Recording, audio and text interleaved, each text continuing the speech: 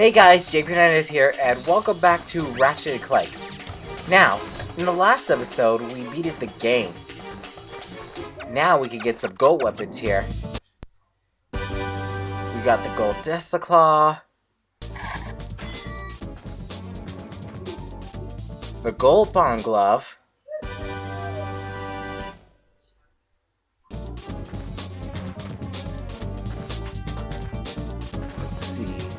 gold. Oh yeah, and as you notice, these weapons do cost the gold bolts that you collected throughout the game. Let us get the gold suck cannon.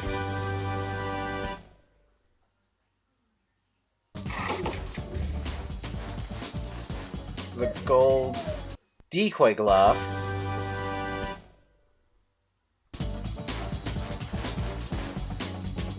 The gold...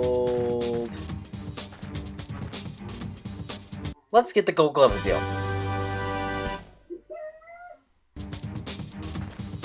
Okay, let's see. Aw, dang it. We barely have enough bolts for anything. Darn it, I should have collected more bolts during that bolt glitch that I did. Oh well, I'll probably have to do it again. 1 week later. Okay, here I am 1 week later after the glitch. There we go, we got the gold blaster. We got the gold mine glove. Here's the gold parasiter.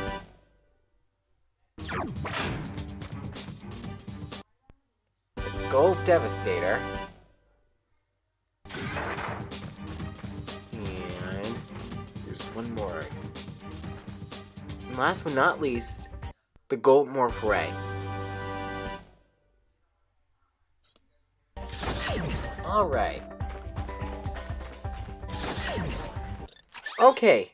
Now, as you see, we now have goodies. That's all the skill points we earned.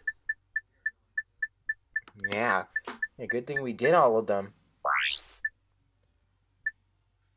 Okay, credits, cheats, cinematics, in-level movies, sketchbook, epilogue, making a video, and commercials. Okay, let's look at the sketchbook. These are some concept sketches for Ratchet. We decided early on that he would be a bipedal alien creature with fur. If anyone asks you, Ratchet is a Lombax. Clank 2 went through many forms. He was originally even younger looking with a bigger head and a smaller body. In fact, at first Clank was 3 much smaller robots, but in the end we decided to use just one so that we can develop his personality more easily.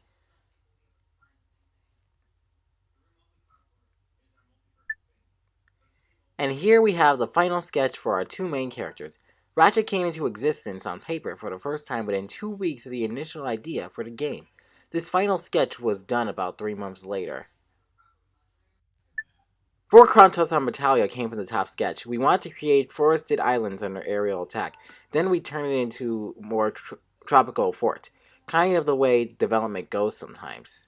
The bottom sketch...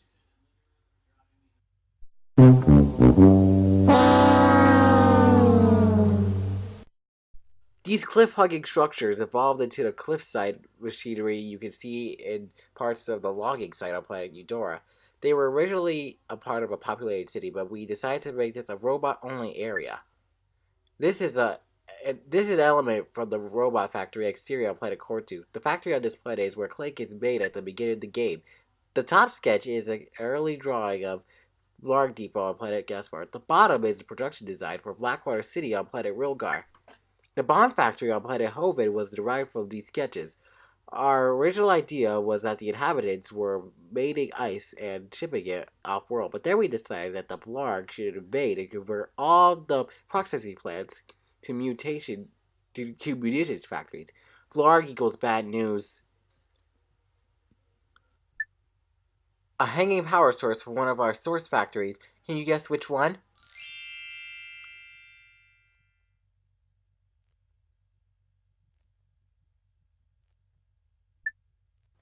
The top drawing shows off early concepts for the logging site on planet Eudora. This was one of our first worlds, and our initial goal was to create a forest city. It changed drastically during production. The bottom sketch shows off peaceful structures from the bomb factory on planet Hoven. Generator concepts for Gorda City on planet Oltanus. Because the city is plagued by lightning storms, the inhabitants use the generators to attract the lightning and convert it to useful energy. Unfortunately, Drek wants the generators for his new planets, and the citizens don't stand a chance. One of the very first levels we prototyped was Metropolis on planet Kerwin. We wanted lots of greenery built into the retro sci-fi buildings to create a unique contrast. We ended up removing most of the bronze caps through because they began to clash with the rest of the city. This world was one of the first big ones we built, and almost started a war between the designers and the artists.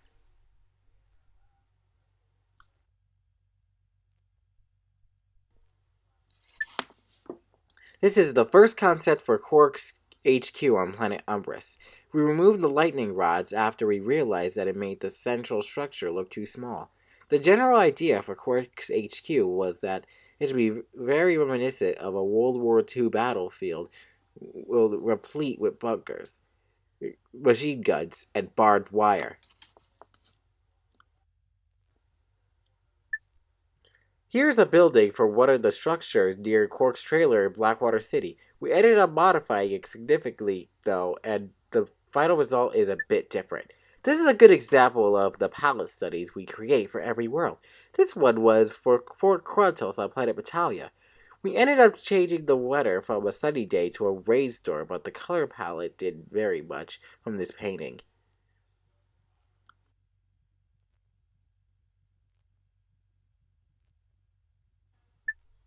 The two examples of the character sheets we use to model the enemies in the game. The top is a Blarg trooper while the Blarg commander is on the bottom. We love our robots. These are some of the many designs we created for the robot troops who fight Ratchet.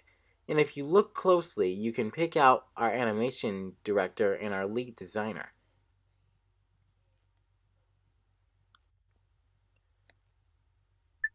Here's Ratchet's first ship. Too bad he wrecks it so early in the game. We wanted it to be a real homemade job, held together by chewing gum and wire. We still can't agree on exactly why he crashed it on planet Novalis. Finished sketches for Quark's ship and the courier ship that Ratchet and Clank acquire. The idea was that the courier ship would be a slow, clunky, durable vehicle that would be kind of like a mail truck. Quark's ship, on the other hand, was designed to be a luxury craft, not too fast either, but stylish and comfortable. This is the original sketch for the Blarg fighter that Ratchet and Clank pick up on Gemlik Base. We were going for sleek, but deadly. Many of the enemies in the game pilot vehicles. This one turned to be a helicopter piloted by a Blarg commander in Metropolis. He's a nasty one. The grind boots, mine glove, and what was originally the defense drone glove. We changed the way defense drones work midway through the project, so we no longer needed that glove.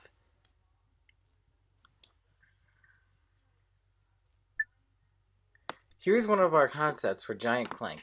Unfortunately, the huge shoulder-mounted guns didn't make it because they just weren't practical, but we did manage to keep Ratchet on Clank's back.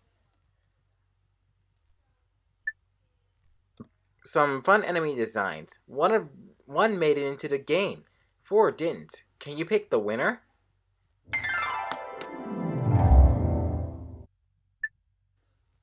The Many Faces of Big Al. This was the first NPC, non-player character, we put into the game.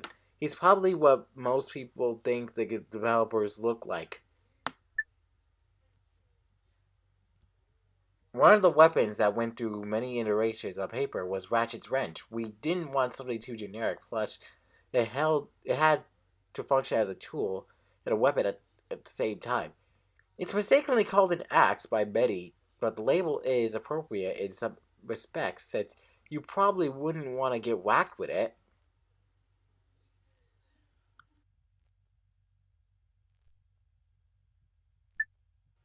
Designs for the Visibomb gun, top, and the suck cannon, bottom. The suck cannon was one of the first weapons we designed, and one of the few where the name stayed the same throughout the development process. It just had such a nice ring to it. The two top designs are the final versions of the Hydro Pack. The bottom sketches are the designs for the Bomb Glove and Glove of Doom. The Glove of Doom is an office favorite. Another early version of Ratchet. Notice the different proportions, lack of eyebrows, and stripes. This was also an early box cover concept. This one should look familiar. The US cover for the game box was derived from it, but more importantly, it was the first image of Ratchet unveiled to the world in March of 2002. Alright, those are the sketches. Now, here's the epilogue. Ooh, yeah, look at all this.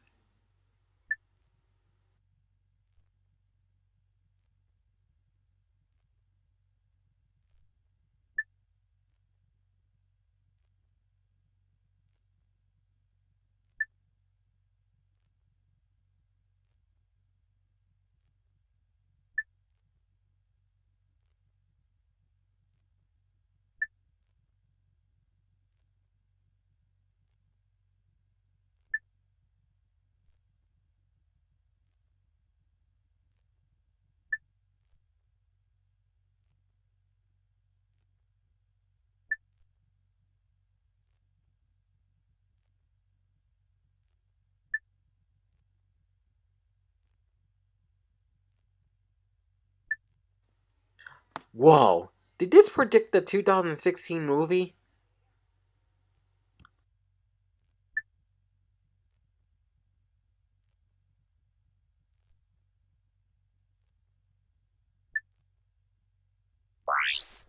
Alright, now you can look at the making of Ratchet and Clank right here.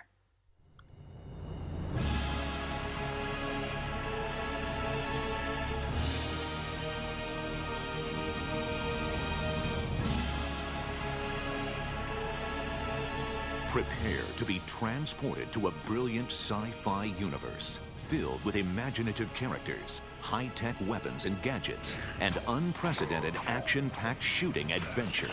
Welcome to the brave new world of Ratchet and Clank.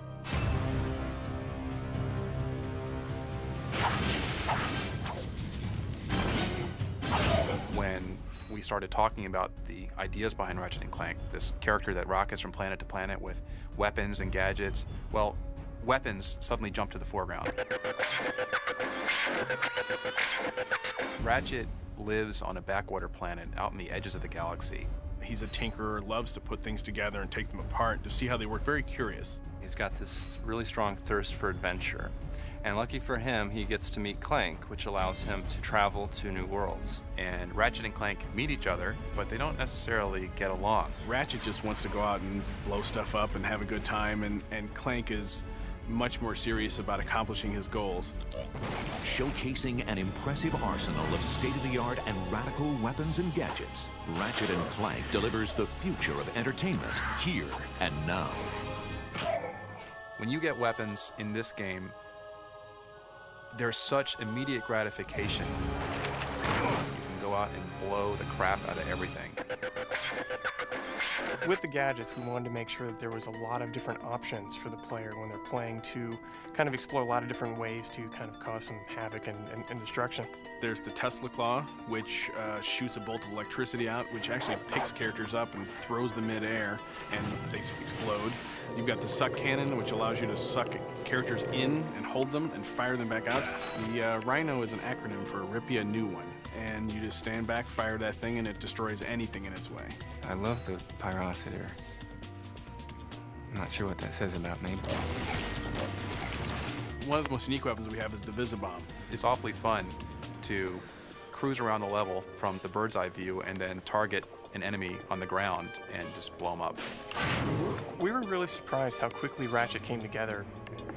Ratchet started as this really small, scrappy cat-type thing, then kind of a much taller dog-like creature. And what I ended up doing is actually taking these two forms and putting them together, and that's pretty much how we ended up with them. As artists, we've set a really high standard for what we want to achieve in this game, but it feels really good to know that programmers, the designers, everybody has set equally high standards. Everybody who comes on board here is excellent at what they do and have really high expectations of delivering excellence. When someone plays an Insomniac game, they can see anywhere they look in the game, there's an attention to detail, quality, as well as technical performance that is never lacking. Developed by Insomniac Games, Ratchet and Clank is the development team's first entertainment venture for the PlayStation 2. We knew we had to come up with something that was going to raise the bar even farther than Spyro had as far as action platformers went. And that's where Ratchet and Clank came from. We're actually expanding the genre. We're trying to break out of what people typically consider the action platformer or character action game genre. One of the big differences between Spyro and Ratchet is being able to animate this stuff on the PS2. In a single level in this game, there's probably more art than was in an entire game on one of our PS1 releases. Every single level of the game, we bring forth something new for the player to do. By the 5th or 6th level of this game, we are up to the complexity of the strongest titles in the category, and there's a lot of levels in this game. It's a very deep machine. We've written immense amounts of code in assembly language, probably more than 100,000 lines compared to what we did on the PS1. You know, more by a factor of 10. We can have very rich, detailed environments. We can have lots of enemies attacking you at once with their different behaviors. The AI has become more complex.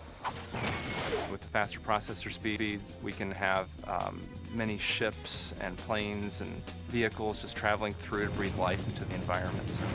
There's loads and loads of stuff wherever you look. There's detail, there's movement, explosions. It's a busy world. We're not just creating these environments and expecting them to sit there and expecting people to say, wow, your polygons are so pretty. The point is, it's alive, and there's a lot going on. It's not a static universe, it's an interactive universe, and you interact with it. This game has a lot of great things: art, technology, design, power from the PlayStation 2, but the best part of it is you get to blow shit up. With a team of talented designers, programmers, artists, and animators, Insomniac Games raises the bar and delivers another captivating game only for the PlayStation 2. When I tell people about what I do for a living, like, that's not work. It's fun. The Insomniacs don't take themselves too seriously, and people love to come to work and just have a good time, and I think that really is shown in our characters. Look, plumber's crack. What did you just say? I said, look, the plumber's back. All right, wise guy. We, as a company, are committed to giving our games a lot of humor. We use a little bit more sarcasm, and the humor's a little bit more biting. With an immense arsenal of gadgets and weapons, innovative gameplay mechanics, an evolving economic system, unparalleled technology, and vibrantly detailed graphics, Ratchet and Clank is a galaxy-stomping, adrenaline-soaked masterpiece. We've gone out of our way to make this thing the largest, loudest, most active world we could possibly think of. What Insomniac has done with this game blows my mind every time I see it. Like, I just sit in awe and stare at the visual material and just the all-encompassing feel that this game offers. There are a lot of things that the players have to do, a lot of things that players have to keep in mind, but when it comes down to it, it's really just about blowing shit up. Blow up a lot of shit. Blow up. Blowing shit up. Ratchet and Clank, coming to a galaxy near you.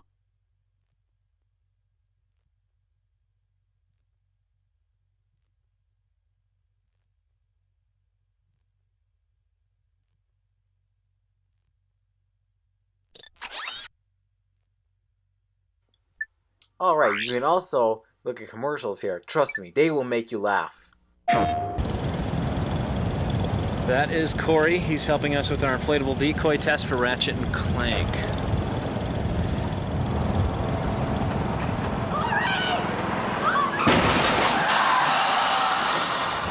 Oh, man. The inflatable decoy, one of 36 weapons and gadgets not fit for this world. Rated T for teen.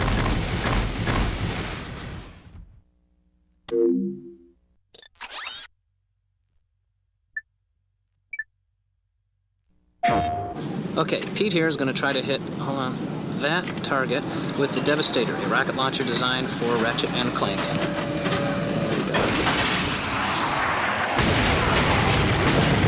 Oh, man! Oh! The Devastator, one of 36 weapons and gadgets not fit for this world. Rated T for teen.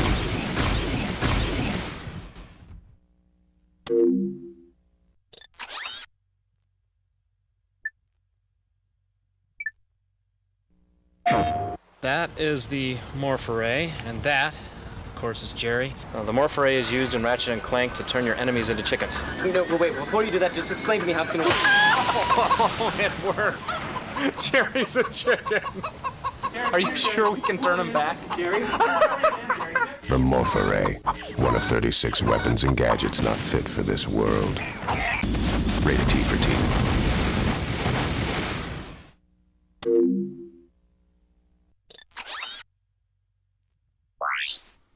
Alright, that is pretty much everything in the game. So, I want to once again thank you for watching this walkthrough. Yeah, I didn't activate any cheats, but I'm not sure if they're most relevant to show in the walkthrough, but yes, thank you all for watching. So about the username thing, I did change it back to my real name. Yeah, Jacob Hernandez, as I was saying in the beginning of my videos on this walkthrough. Yeah, so looks like my little introduction was accurate. And I am so glad to be uploading this video on my birthday. I mean, well, the date will still read the day before my birthday because I am uploading this in the middle of the night. But still, it is my birthday. Yeah. And I'm glad to be recording this on my birthday. So anyways, coming up next is my Paper Mario walkthrough that is currently in development. Yep, and I do have a few videos done, so they will be on YouTube very soon. Anyway, you all have a great night. Yep. Thank you for watching.